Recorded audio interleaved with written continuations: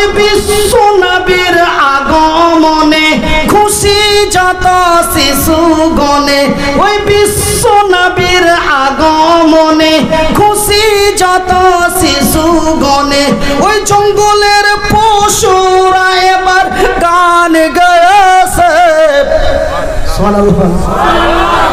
ওই জঙ্গলের পাখিরা এবার গান গেয়েছে।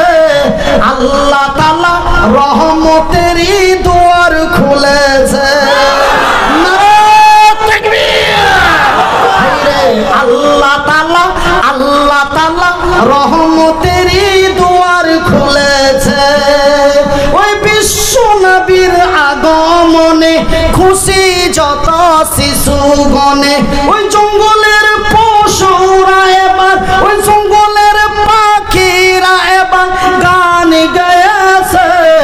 আল্লাহ তাআলা রহমতেরই দুয়ার খুলেছে। এই দিনটি অতি মূল্যবান দিন, এই দিনটি অতি আনন্দময় দিন, এই দিনটি অতি খুশিময় দিন। কিন্তু ভাইজান আমার সোনারা, খুশি করলে হবে না বাবা।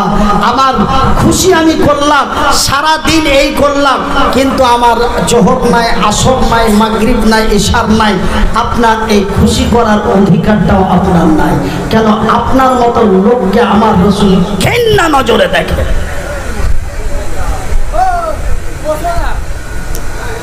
মনে ব্যথা পাচ্ছেন? কষ্ট হচ্ছে? কথা একটু চেঞ্জ করে বলবো? আমার ভাইয়ের, আমার বন্ধুরা, আমার রাসূল দয়ার হাবিব নবী মুহাম্মদুর রাসূলুল্লাহ, আস্তে করে বলুন সাল্লাল্লাহু আলাইহি ওয়াসাল্লাম। আমার রাসূল দয়ার হাবিব নবী মুহাম্মদুর রাসূলুল্লাহ বলেন, মান তারাকা সালাতা মুতাআম্মিদান ফাকাদ কাফার।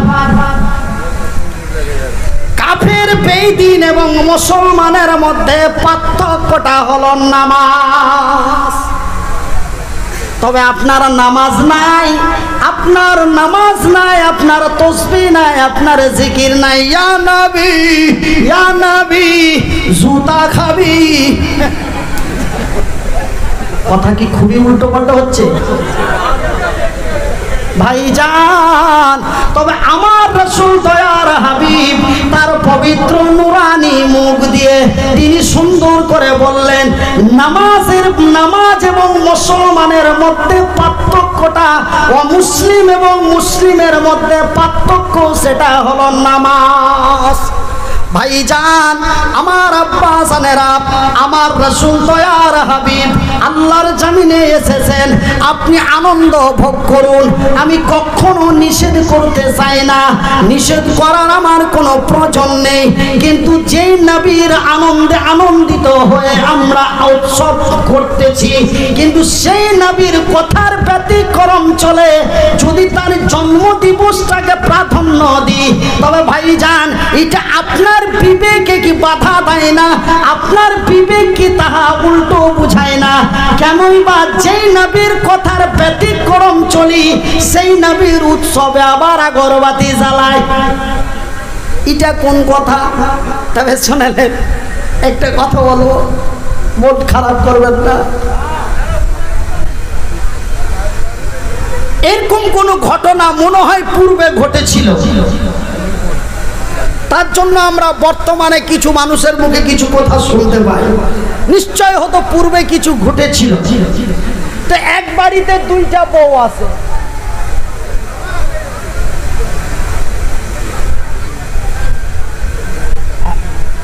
আচ্ছা আচ্ছা, এখন আচ্ছা।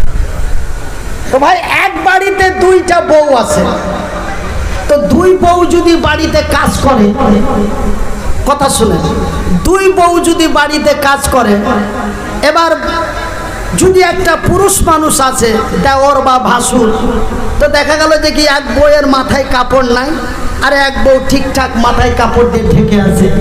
এবার ওর ভাসুর বাড়ি আসছে, বাড়িতে আওয়াজ, আসসালামু আলাইকুম। হ্যাঁ, তখন ওর আরেক যা বলছে, এই তোর ভাসুর এলো। ওর তো কোনোদিন মাথায় কাপড় দিয়ে অভ্যাস নাই, ও তাড়াহুড়া করে আঁচলটা তুলে মাথায় না দিয়ে পাশার কাপড় তুলে মাথায় দিয়েছে। তবে মাথা ঢেকে কোনো লাভ হলো বাবা? হ্যাঁ বা না বলুন? তবে নমাজ নাই, রোজা নাই, জিকির নাই, তসবিহ নাই, আর পতাকা নিয়ে টাপিয়ে বেড়ালাম, তবে ওই পাশার কাপড় তুলে মাথায় দাও। কথা খুবই খারাপ হচ্ছে নাকি? একবার জোরে লা ইলাহা ইল্লাল্লাহ,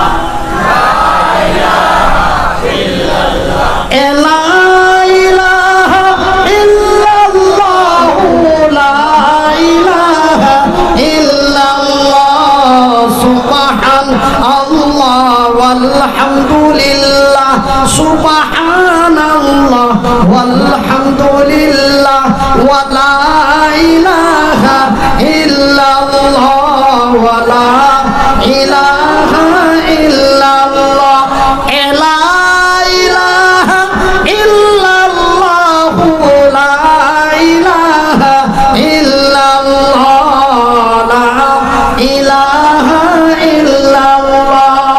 দয়ার সাগর নবীজিকে, দয়ার সাগর নবীজিকে বদমাশেরা চিনল না, বিনা দোষে নিষ্ঠুরেরা দিলে কো তুই যন্ত্রণা। আল্লাহুম্মা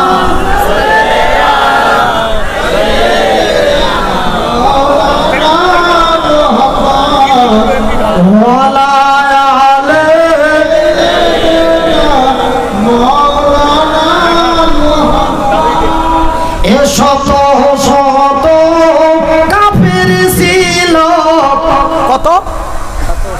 কত এ শত শত কাফের ছিল, আমার নবীজি ছিলেন একই জনা, সবাই মিলে মারে পাথর, সবাই মিলে মারে পাথর, কেউ তো নিষেধ করল না।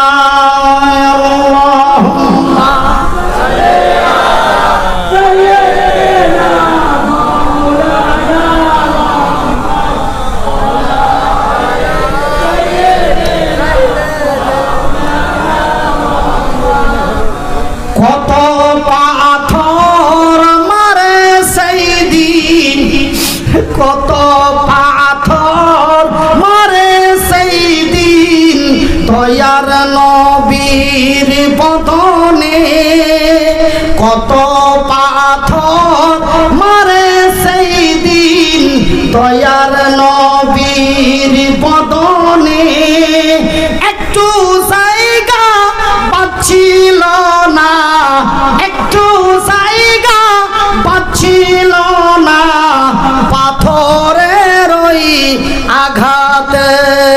আল্লাহুম্মা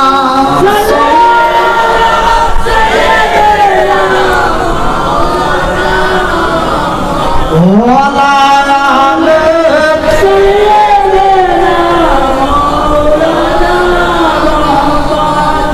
আমার ভাইয়ের, আমার বন্ধুরা, জান্নাত এবং জাহান্নাম দুইটি রাস্তা, দুইটি জায়গা।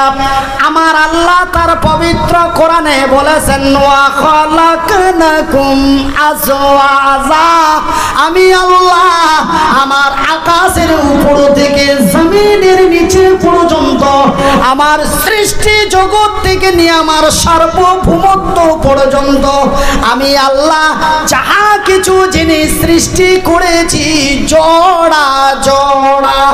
একটা হলো শান্তি, শান্তি, আরেকটি হলো অশান্তি। একটা হলো সুগন্ধ, আরেকটি হলো দুর্গন্ধ। এমনি করে আকাশ, তারপরেই জমিন, এমন করে ইহ জগৎ, তারপরেই পরজগৎ। এমনি করে জান্নাত, তারপরেই জাহান্নাম। এমনি করে ডান দিক, তারপরেই বাম দিক। এমন করে নামাজি, তারপরেই বেনামাজি। একটা হয় না, দুইটা হয়। এমনি করে নর, তারপরেই নারী। এমন করে সকালবেলা, তারপরেই সন্ধ্যাবেলা। আমার আল্লাহ বলেন ওয়া খালাকনাকুম আসওয়াজা, আমি আল্লাহ যাহা কিছু বানিয়েছি জোড়া। ভাই গো, আমার আল্লাহ তৈরি করলেন আদম, তারপরে তৈরি করলেন হাওয়া। ভাই গো, আমি মনিরউদ্দিন আপনাদের ভাই, আপনারা যেন আমারই ভাই। এমন কোনো কাজ করবেন না আমি ভালো কাজটা করার পরেও যেন জাহান্নামে চলে যাচ্ছি।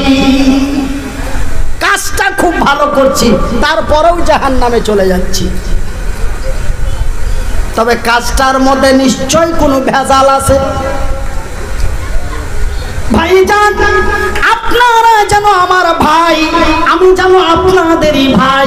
যদিও আমার বাড়ি উত্তরবঙ্গের মুর্শিদাবাদ মালদায় হয়, তবুও যেন আমি আপনাদেরই ভাই, আপনারা যেন আমারই ভাই।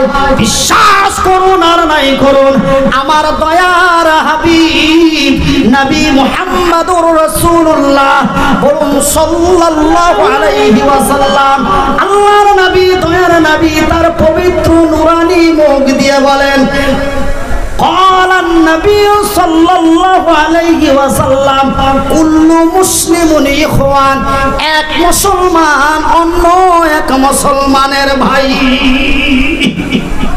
আপনারা যেন আমারই ভাই, আমি যেন আপনাদেরই ভাই। যদিও আমার বাড়ি উত্তরবঙ্গে হয়, তবুও যেন আমি আপনাদেরই ভাই। বিনীত অনুরোধ করে বলে যায়, বাজান রে, কাল কিয়ামতের দিন হাসরের ময়দানে সমস্ত প্রশ্নের জবাব যদি না দিতে পারেন, প্রশ্নের উত্তর যদি সঠিক না হয়, আমার আল্লাহ আপনার জন্য বানিয়ে রেখেছেন জাহান্নাম। আর প্রশ্নের উত্তর যদি সঠিক হয়ে যায়, আমার আল্লাহ আপনার আমার জন্য বানিয়ে রেখেছেন জান্নাত। ভাইজান, তবে জান্নাত এমন একটি কোন জায়গা, জাহান্নাম এমনই একটি কোন জায়গা, যে এখানে আমার আল্লাহ সুন্দর করে ডাক দিয়ে বললেন, তুমি বাঁচো এবং তোমার ভাই বন্ধু আত্মীয় স্বজন বিবি বাল বাচ্চাদের বাঁচাও। শুধু নিজেকে বাঁচতে বললেন না, তার আওলাদ পরিবার ভাই বন্ধুদের বাঁচতে বললেন। এমন কি নরক রে, এমন কি খাতারনাক জায়গা, আমার আল্লাহ আমাকেও বাঁচতে বললেন, আমার বিবি বাল বাচ্চা ভাই বন্ধুদের বাঁচাতে বললেন। ভাইজান, তবে দুটি শব্দ, একটি হলো স্বর্গ আর একটি হলো নরক, একটি হলো জান্নাত, একটি হলো জাহান্নাম। ভাইজান, এই জান্নাত এবং জাহান্নাম শুধু আমাদের মধ্যে নয়, এই জান্নাত এবং জাহান্নামকে স্মরণ করে অমুসলিম ভাইয়েরাও চলে। আমরা বলি জান্নাত, তেনারা বলেন স্বর্গ। কি বলে? কি বলে? স্বর্গ। আমরা বলি জাহান্নাম, ওনারা বলেন নরক, মানে আগুন। আগুনের শাস্তি ভগবান করে দেবে। তবে ভাইজান, আমরা বলি আল্লাহ ছাড়া অন্য কোন ইলাহা নাই, লা ইলাহা হারফি পাপাম। আমরা বলি লা ইলাহা ইল্লাল্লাহ, আল্লাহ ছাড়া কোনো অন্য মাবুদ নেই। তিনারা এই শব্দটি ব্যবহার করেন। তবে ভাই, আল্লাহ ঈশ্বর ভগবান এক একজন এক একটি ভাষা দিয়ে ডাক দিই, কিন্তু আমরা এক আল্লাহর এক আল্লাহকে বলে আমরা প্রত্যেকেই মেনে চলি। আমরাও জান্নাত বলি, তারা স্বর্গ বলে। আমরা জাহান্নাম বলি, তারা নরক বলে। তবে নরকটি জাহান্নামটি এমনই কোন ভয়াবহ খাতারনাকময় জায়গা।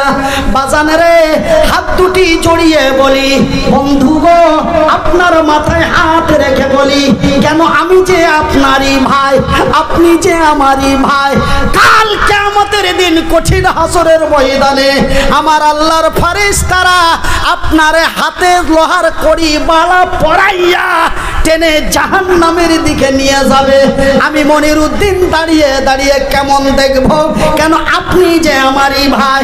বন্ধুরে, আমি যদি হাই রোডে আপনাদের এলাকায় অ্যাক্সিডেন্ট হয়ে যায়, বা কেউ যদি আমাকে অন্যভাবে অন্যায়ভাবে ধরে বেজ্জতি করে মারে, আমার ভাই দাঁড়িয়ে দেখতে পারবেন না, অবশ্যই সেখানে প্রতিবাদ করবেন। কিন্তু সেই দিন তো প্রতিবাদ করার মতো ক্ষমতা আমার আল্লাহ এবং তার রাসূল ছাড়া আর কেউ নাই। সেই দিন আমি মনিরউদ্দিন কেমন করে আপনার দিকে দেখব, আপনি কেমন করে আমার দিকে দেখবেন। তাই আজকে আমি বিনীত অনুরোধ করে বলে যাই, তাই আজকে আমি আপনাদের আকুলি বিকলি কাকুতি মিনতি করে বলে যাই, আমার আল্লাহ তার নিজের ভাষায় ডাক দিয়ে বলেন, বিসমিল্লাহির রহমানির রহিম, ইয়া আইয়ুহাল্লাযীনা আমানু দুখুলু ফিস-সিলমি কাফা ওয়া লা তাত্তাবিউ খুতুওয়াতিশ শাইতান ইন্নাহুম লাকুম আদুউম মুবিন। এই ঈমানওয়ালো, আমার আল্লাহ অন্য কোনো ব্যক্তির ডাক দিয়ে বললেন না, কোনো মদখোর, কোনো সুদখোর, কোনো অন্যায়কারী, কোনো অত্যাচারী, কোনো ঘুষখোর, কোনো বেঈমানকে ডাক দিয়ে বললেন না। আমার আল্লাহ নির্ধারিত করে তাদের ডাক দিলেন, এই ঈমানওয়ালো, হে বিশ্বাসী গণেরা, যারা আমাকে এক আল্লাহ লা শারীকা লাহু বলে বিশ্বাস করেছো, যারা আমার নবীকে নবী বলে স্বীকার করেছো, যারা আমার সৃষ্টি জগৎকে বিশ্বাস করেছো, হে বিশ্বের বিশ্বাসী গণেরা, তোমরা পুরোপুরি ইসলামের মধ্যে দাখিল হয়ে যাও। জোহরের আজান হচ্ছে, আপনি জোহরের নামাজে চলে যান। আসরের আজান হলো, আপনি আসরের নামাজে চলে যান। মাগরিবের আজান হচ্ছে, আপনি চলে যান। ইশারের আজান হচ্ছে, আপনি চলে যান। মিনারায় ডাক দিছে, আসসালাতু খায়রুম মিনান নাওম। রে বিশ্ব জগতের লোকেরা, ঘুম চাইতে নামাজ ভালো, তোমাদের ঘুমটা ভেঙে নামাজে চলে যাও। বাজানে রে, প্রতিবেশী কেউ আত্মীয় মরে গেছে, জানাজার নামাজে চলে যাও। কোনো মিসকিন এসেছে, তাকে দুটো খাবার দিয়ে দাও। নবীর জন্মদিন এসেছে, তার মহব্বতে আল্লাহর জিকির করো, তার মহব্বতে আল্লাহর শুকরিয়া আদায়, খুশি মানাও। ভাইজান, যেই দিন যেই সময়টা যেই কাজের পড়বে, আমরা প্রত্যেকটি কাজ করব, কিছুই করলাম না। আর এই দিন, এই তারিখটা, এই দিনেতে রাসূল এলো, এই দিনে তার বিদায় হলো। এই দুটো শব্দ নিয়ে পাগল হয়ে গেলাম। আমি খুব নবীর দিওয়ানা। মিডিলে শপথ, মিডিলে শপথ, এই দিনেতে নবী এলো, এই দিনেতে বিদায় নিল, বাস। খবরদার, রিকোয়েস্ট ভাই হিসাবে বলে যাচ্ছি আপনাদের কাছে, আমি নিষেধ করি না। কেন নিষেধ করব? আমার রাসূল এসেছেন, জঙ্গলের পাখিরা আনন্দ, জঙ্গলের পশুরা আনন্দ, মায়ের কোলের কচি কচি শিশুগুলি মায়ের বিস্থল পান করে, আর তারা পা হিলিয়ে হিলিয়ে, হাত হিলিয়ে হিলিয়ে সেই দিন নবীর আনন্দ ভোগ করছে। আপনি আমি কেন করব না শোনা? কিন্তু আমরা শুধু নবীর বিদায় আর জন্ম এটাই তো শুধু আমার রসুলের আরকাম আহকাম নয়, আমার আল্লাহ তার রসুলের আরকাম আহকাম। আমার আল্লাহ বললেন, তোমরা যদি আমার প্রকৃত জান্নাতে প্রবেশ করতে চাও তবে পূর্ণাঙ্গ সমস্ত ইসলামের মধ্যে দাখিল হয়ে যাও। কেন জানো? কেন জানো? শয়তান তোমাদের প্রকাশ্য শত্রু, শয়তান তোমাদের প্রকাশ্য দুশমন। এই শয়তান যে কোনো মুহূর্তে তোমাকে ভালো জায়গাটা থেকে খারাপ জায়গায় পাঠিয়ে দেবে। কেন? আমি আল্লাহ সেই দিনই তাকে এমন শক্তি দিয়ে দিয়েছি, ও চেয়েছিল আমি তাকে দিয়ে দিয়েছি। আপনি আল্লাহর কাছে যেভাবে চাইবেন আল্লাহ আপনাকে ওইভাবেই দিবে, কিন্তু ফাইসালাটা পরে হবে। নামাজ নাই, রোজা নাই, দোয়া নাই, কালাম নাই, কিছুই নাই, কিন্তু সকাল বেলায় দোকান খোলার সময় ধূপ মারে। আল্লাহ তোরে ধূপের তারাই দিয়ে দিবে, কিন্তু পেদানি সেই দিন চলবে। যেইভাবে ডাকবে সেইভাবে আমার আল্লাহ তার কথা শুনবে, এটাই সত্য। যদি না হতো তবে সেই দিন আজাজিল ইবলিসকে এই ক্ষমতা আমার আল্লাহ দিতেন না।